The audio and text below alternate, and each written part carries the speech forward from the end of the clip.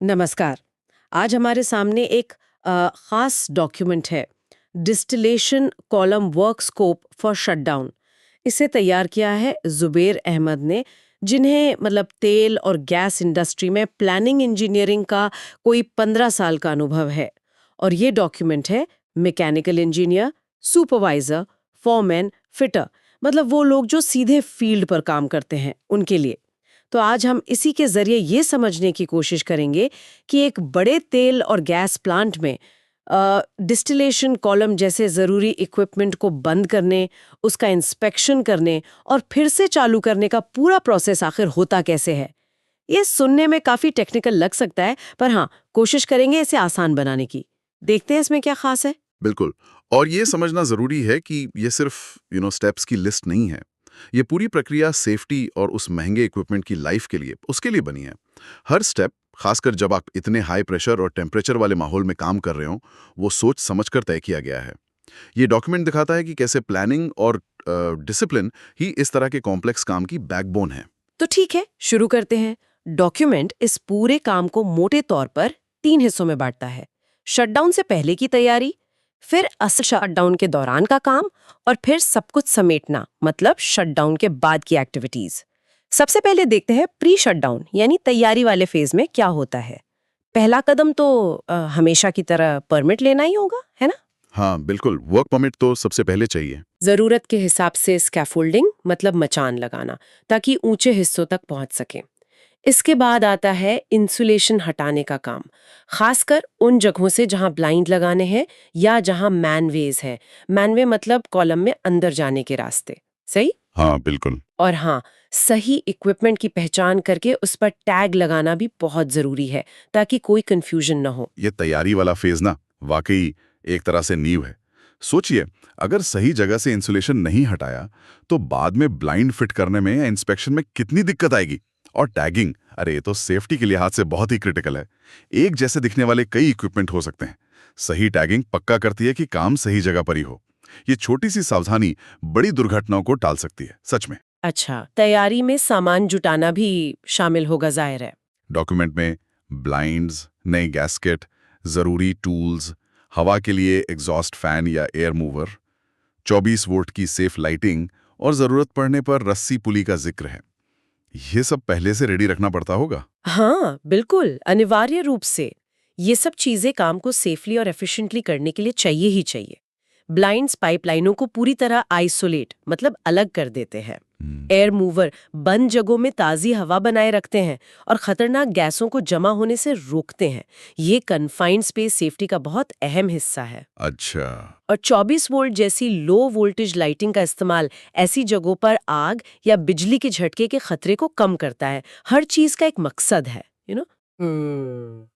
चलिए, अब प्रोसेस के बिल्कुल कोर में चलते हैं। शट डाउन एक्टिविटीज, जब असल काम शुरू होता है। डॉक्यूमेंट में इस हिस्से के लिए पूरी 20 एक्टिविटीज बताई गई हैं। काफी लंबी लिस्ट है। पहला कदम है सभी बोल्ट्स पर डी रस्टिंग सॉल्वेंट लगाना या फिर हॉट बोल्टिंग करना।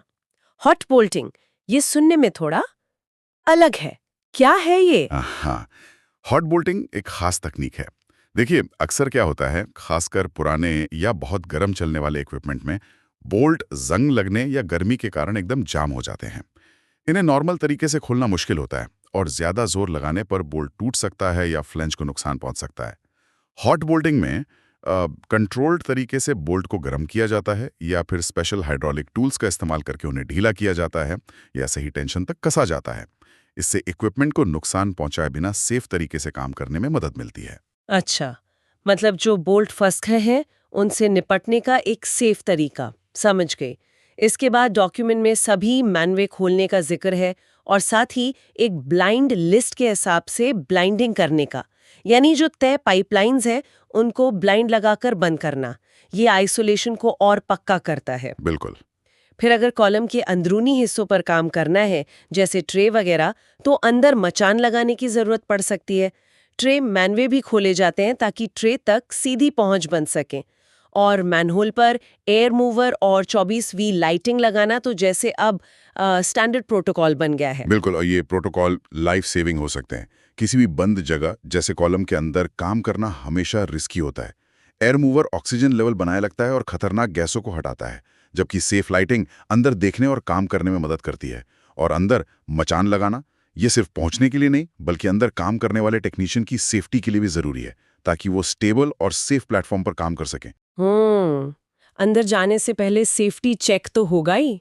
डॉक्यूमेंट कहता है पहले मैनवे से ही एक शुरुआती विजुअल इंस्पेक्शन होता है, फिर सबसे जरूरी चीज गैस टेस्ट, और उसके बाद ही कन्फाइंड स्पेस एंट्री परमिट मिलता है।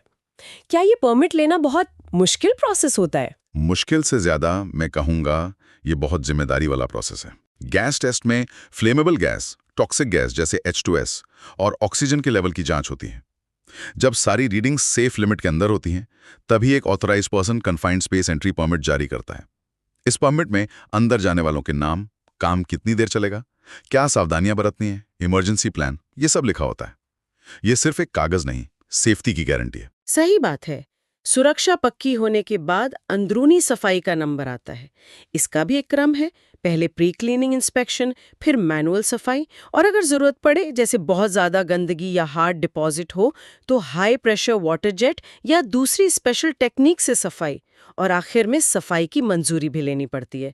सफाई इतनी जरूरी क्यों है? मतलब थोड़ी बहुत गंदगी तो चलती होगी। नहीं, देखिए, कॉलम के अंदर प्रोसेस के दौरान कई तरह के डिपॉजिट्स जमा हो सकते हैं, स्केल, कोक, स्लज वगैरह।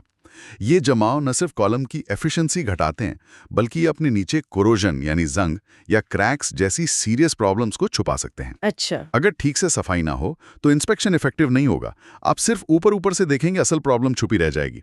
इसीलिए सफाई के बाद उसकी एक्सेप्टेंस भी जरूरी है, ताकि कंफर्म हो सके कि हाँ, अब सरफेस इंस्पेक्शन के लिए तैयार है। ओके। सफाई के बाद आता है असली जासूसी का काम, डिटेल्ड इंस्पेक्शन। इसमें कई तरह की टेस्टिंग शामिल है। VT यानी विजुअल टेस्टिंग, आंखों से देखना। PT यानी पेनिट्रेंट टेस्टिंग, सतह की बारीक दरारें पकड़ने के लिए। और UT यानी अल्ट्रासोनिक टेस्टिंग, मेटल की मोटाई नापने या अंदरूनी डिफेक्ट्स का पता लगाने के लिए। डॉक्यूमेंट के हिसाब से अगर कोई रिपेयर की जरूरत निकलती है तो वो इसी स्टेज पर की जाती है।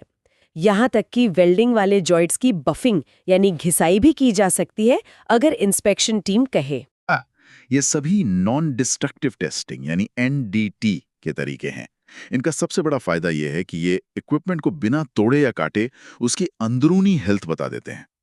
VT पहली नजर है, PT छुपी हुई दरारों को सामने लाता है, और UT मेटल की थिकनेस बताकर यह अंदाजा लगाने में मदद करता है कि कोरोजन कितना हुआ है या कहीं मेटल अंदर से कमजोर तो नहीं हो रहा। और दिलचस्प बात यह है कि इन टेस्ट से मिला डेटा सिर्फ फॉरेन रिपेयर के लिए नहीं, बल्कि फ्यूचर मेंटेनेंस की प्लानिंग करने और कॉलम की बची हुई लाइफ का अनुमान लगाने के लिए भी बहुत वैल्यूबल होता है। अच्छा, यानी ये सिर्फ अभी क्या ठीक करना है ये नहीं बताता, बल्कि आगे कब ध्यान देना होगा इसका भी इशारा देता है। बहुत बढ़िया।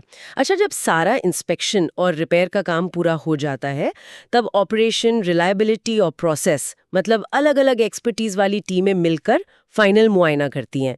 उनकी हरी झंडी मिलने के बाद ही कॉलम को वापस बंद करने, जिसे आप कह रहे थे बॉक्सअप, उसकी मंजूरी मिलती है। फिर ट्रे वगैरह को बंद किया जाता है। इतनी सारी टीमों का एक साथ इंस्पेक्शन करना, क्या ये प्रोसेस को धीमा नहीं करता? थोड़ा टाइम जरूर लगता है, पर इसका फायदा बहुत बड़ा है। सोचिए, ऑपरेशन टीम देखती है कि कॉलम चलाने में कोई दिक्कत तो नहीं आएगी। रिलायबिलिटी टीम पक्का करती है कि इक्विपमेंट भरोसेमंद है और अगले रन तक बिना किसी बड़ी प्रॉब्लम के चलेगा। प्रोसेस टीम देखती है कि कॉलम उनके प्रोसेस की ज़रूरतों के हिसाब से ठीक है या नहीं। ये मल्टीडिसिप्लिनरी अप्रोच पक्का करता है कि कोई भी पहलू नज़रअंदाज न हो। ये धीमा लग सकता है, पर ये असल में फ्यूचर में होने वाली परेशानियों और उससे भी बड़े शटडाउन से बचाता है। ये एक तरह का क्वालिटी कंट्रोल है, बहुत ज़रूरी। समझ गई, यानी हर नजरिए से जांचना जरूरी है।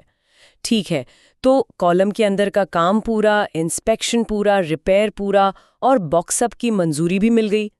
अब आता है तीसरा और आखिरी phase, post turn around activities, यानी शटडाउन के बाद सब कुछ समेटना।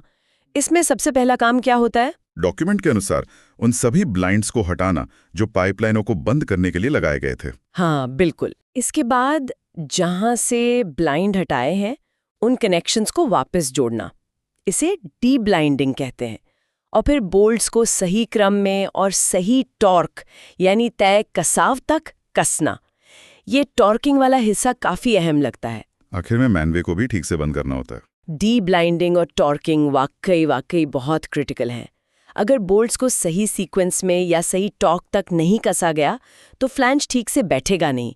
गैस्केट या तो पिचक जाएगा या फिर लीक करने लगेगा। ओहो। और एक छोटा सा लीक भी खासकर फ्लेमेबल या हजार्डस मटेरियल के साथ बड़ी दुर्घटना का कारण बन सकता है।